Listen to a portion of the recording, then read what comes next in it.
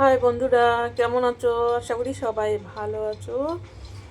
তো আমি নতুন নতুন ভিডিও সব বানাচ্ছি, সবাই দেখবেন, সাপোর্ট করবেন। এমন আমি আমিও সবাইকে সাপোর্ট করব। আমার পাশে দেখো সবাই। তো আমি ভিডিও বানাতে পারি না, অতটা ভালো ভিডিও বানাতে পারি না। দেখছি কত দূর চেষ্টায়, একাই একাই। তো আমার স্ট্যান্ড ফিস্ট্যান্ড কিছু নাই, আমাকে নিজে ক্যামেরা ধরতে হয়, নিজেই আমি বানাই। তো একা একাই হয় না।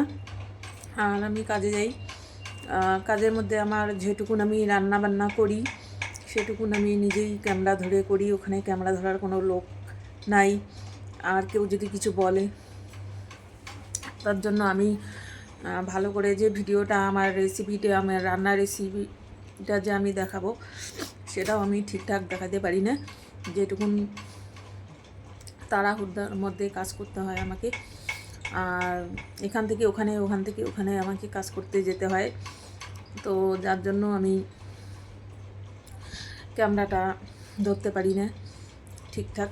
যেটুকুনে দিচ্ছি ভিডিও সেইটুকুনে দেখবেন, প্লিজ আমাকে সাপোর্ট করবেন।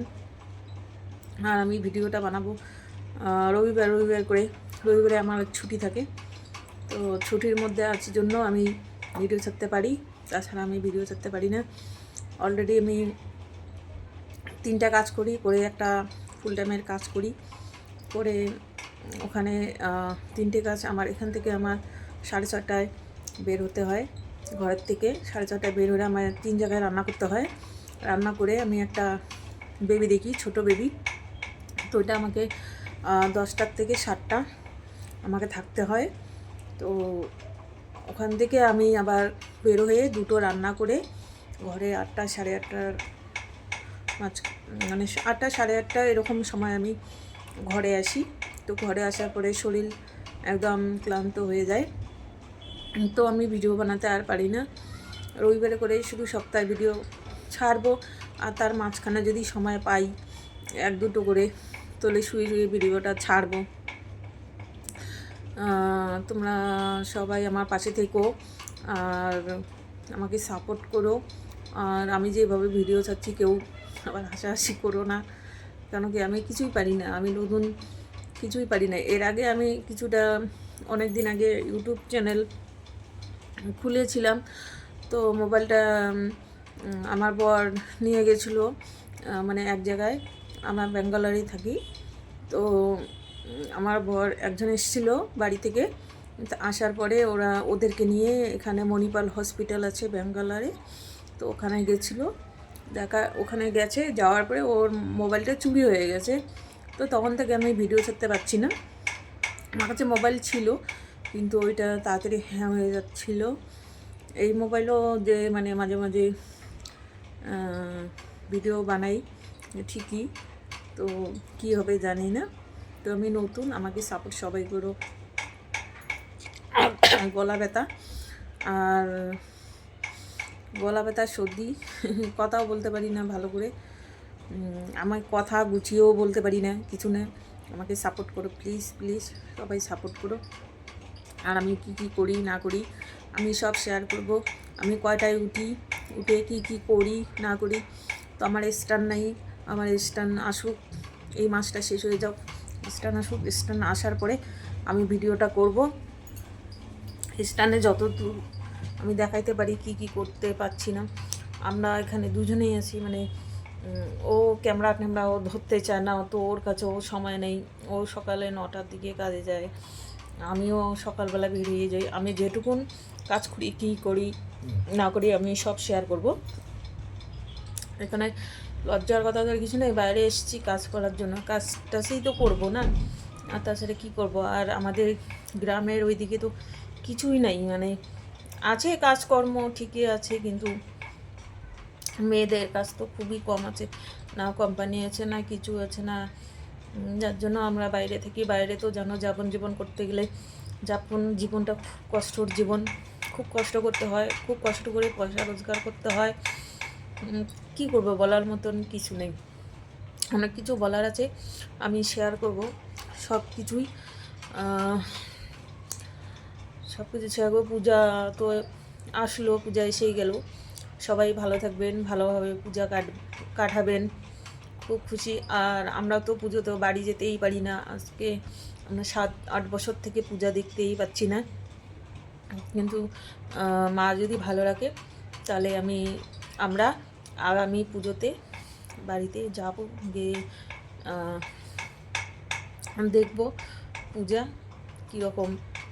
অনেক দিন দেখি না পুজো আসলেই মনটা যেন কেমন করে, যেন বাড়িতে যাই, কিন্তু বাড়িতে যেতে পারি না, কিছু সমস্যা থাকে। এই আসলাম বাড়ি থেকে, আসা 5 মাস চলছে আমাদের। তো এখন কিভাবে যাব, এখন যেতে পারবো না, কিন্তু খুব কষ্ট হয়। ব্যাঙ্গালোরে সেরকম দুর্গাপুজো হয় না, বাড়ির মতন কি আর আনন্দ হয়। বাড়িতে যেরকম আনন্দ হয় সেরকম আনন্দ হয় না। পুজো আসলে মনটা খুব খারাপ হয়, যেন পুজোটা দেখি। আর এখানে পুজো হয়,